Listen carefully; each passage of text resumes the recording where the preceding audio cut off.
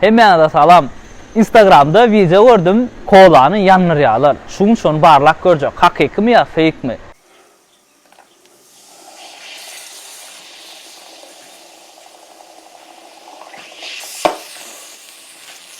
Bu tədə formadım Instagram'da her hil 3 köşök video görəmizdə, şolar indi barlak görür. YouTube kanalımda.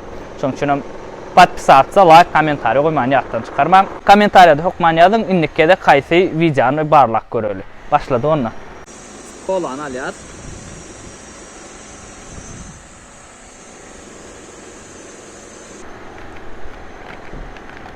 Koydum.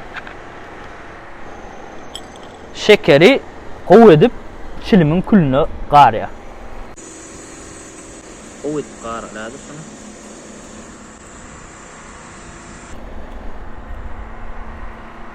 Çilim çekmen, çilim sağlığınızda yani. Benim çekmem yok.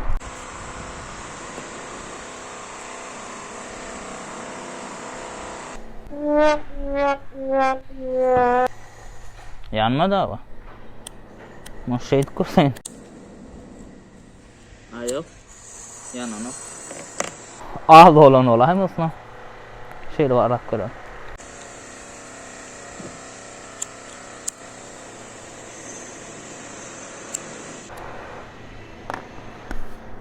Görüşünüzü alıp yanan ok. Fake keni kolan. İçerine olsam go orada.